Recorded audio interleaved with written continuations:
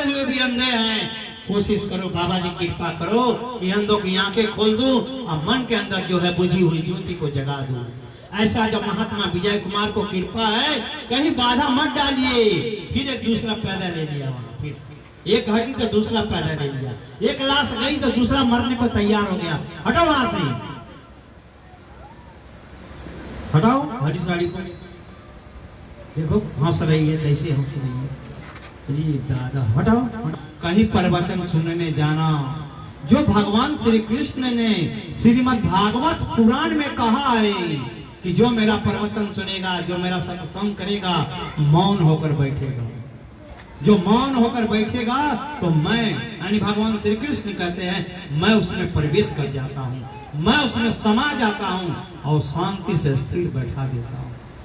जब उसमें सुनने के लिए इतना स्थिर बैठा देते हैं तो बोलने वाले में कितना कृपा करते हैं। और जो बहन हिलेगी डुलेगी, इधर उधर एवं यूं करेगी, समझ लेना पैसा भी गया, समय भी गया, सब कुछ उसका चला गया। और अगर बाधा किया तो दोष भी लग गया। ये जान लो सत्संग की महिमा इतनी अपरंपार है कि यहीं से मरने वाले की जो शरीर है यही ईश्वर बचा लेगा, और यहीं से गंदगी करके जाएंगे तो यही काल तुम्हें धरती से उठा लेगा। ये सत्संग की महिमा है, ये गुरु की महिमा है, ये संत की महिमा है। संत मिला नहीं करते हर जगह, संत जो है हर जगह मिला नहीं करते। ये नकली और ढोंगी को खोजना है तो खोज लीजिए। संत वो अमोलक रत्न है जो हर जगह नहीं मिलता। जिस तरह से पहाड़ों में, हर पहाड़ों में चंदन नहीं मिला करता, हर सर्प में, हर सांप के कंठ में जो है मणि नहीं मिला करती। एक सब सांप में मणि होता है नहीं ना? सभी सांपों के गले में मणि नहीं मिलती और सभी हाथी के मस्तक में मोती नहीं मिलता।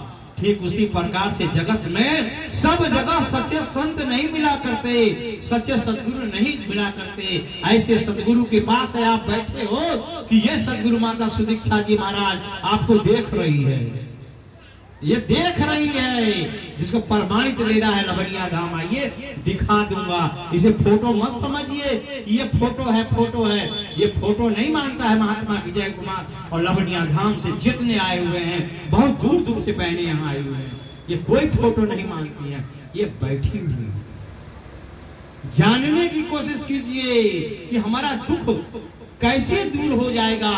कौन सा ऐसा दवा, कौन सा ऐसा ये नाम, कौन सा ऐसी औषधि ये बता देंगे कि हमारे जीवन का दुख दूर हो जाएगा, हमारे घर के बच्चे का दुख दूर कैसे हो जाएगा, हमारे बहू का दुख कैसे दूर हो जाएगा, हमारे पड़ोसी से कच झगड़ा होता रहता है कैसे दूर हो जाएगा, हमारे पति से झगड़ा होता है, क्या क्या बताऊं माई की।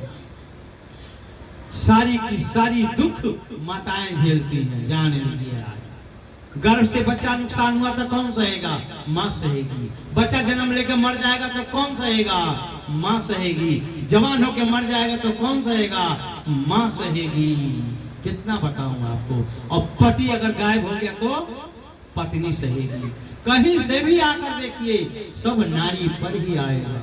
इसलिए बहनों, उस उपाय को जानो कि इस धरती पर रहकर मैं अपने सुहाग को कैसे अमर बचा सकती हूँ, कैसे इस धरती पर जो है अच्छे ढंग से मैं चल सकती हूँ, मेरा सुहाग विदेश में रहे तो किस तरह से मस्त रहे। इसे जो है जानने के लिए और दुख हटाने के लिए सत्संग किया जाता है। इस सत्संग में आए हुए महात्मा कैसे कौन सा उपाय हमको दे देंगे कि मैं उसे अगर पकड़ लेती हूँ, मैं उस ज्ञान को अगर जान लेती हूँ तो मेरे जीवन धन्य हो जाएगा, मेरा परिवार खुश हो जाएगा, मेरे परिवार पर किसी प्रकार का टोना जादू नहीं लगेगा, मेरे परिवार में कौन सा ऐसा सदगुरु का चारणामृत मिल जाएगा कि घर को छीन दीजिए तो घर बनवानी हो जाएगा। यहाँ तांत्रिक के पास जाओगे 50,000 लेगा, 1 लाख लेगा। यहाँ महात्मा विजय कुमार 1 रुपया नहीं लेता है।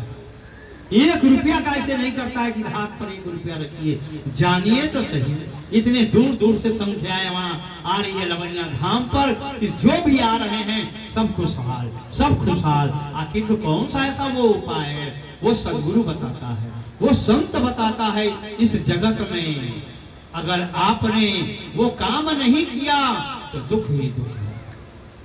तभी जो संत ने कहा है 4 वेद 6 शास्त्र में, ध्यान दीजिए, 4 वेद 6 शास्त्र में बात लिखी है दुख दे तो दुख होता है, सुख दे तो सुख हो। स्पष्ट है, चारों वेद में 2 ही बात कहीं भी मिलेगी, 3 बात जल्दी नहीं मिलेगा। कहीं भी मिलाकर देखिए, जमीन है तो आसमान है, चोर है तो पुलिस है, ईमानदार है तो बेईमान है, धर्म है तो अधर्म है, 2 ही ना है, तीसरा कहां है? 2 के चक्कर को जानिए, दो पति और पत्नी, बेटा और माँ, पिता और बेटा, 2 ही 2, अधिकांश 2 ही 2 मिलेगा बहन।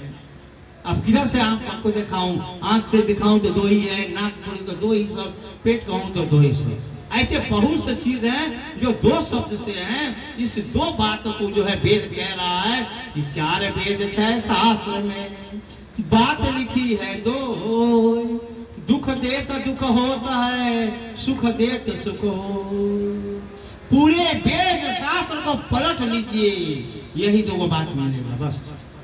इसके बाद सारे पाखंड पाखंड पाखंड पाखंड पाखंड, तो पाखंड से बचाने के लिए गुरु आता है। इस मृतलोक में 84 लाख योनियों में जब इंसान फंस जाएगा और ब्रह्म ज्ञान नहीं पाएगा, तो उसको इस 84 लाख योनियों से निकालने के लिए सदगुरु आता है। और ये संत आया करते हैं, ये भगवान को लखाने वाले हैं, ये परमात्मा को बताने वाले हैं।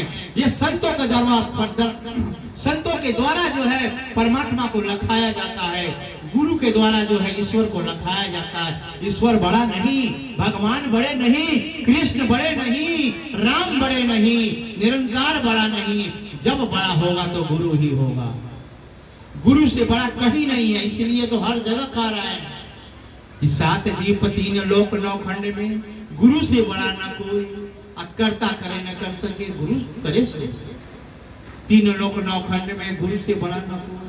सब जगह ये बता रहा है कि गुरु से बड़ा कोई नहीं होता है। और इस जगत में राम राम करते करते मर जाओगे, लेकिन मोक्ष की प्राप्ति नहीं कर पाओगे जब तक सच्चा संत नहीं मिलेगा। इसलिए ढूंढते रह जाओगे, ढूंढते रह जाओगे। जिस घर में जो बहन अनीता जी और उनके पति जो है जयराम चौहान जी जो सत्संग करा रहे हैं, ये भगवान को देखे हुए हैं। इनसे पूछिए भगवान का रास्ता।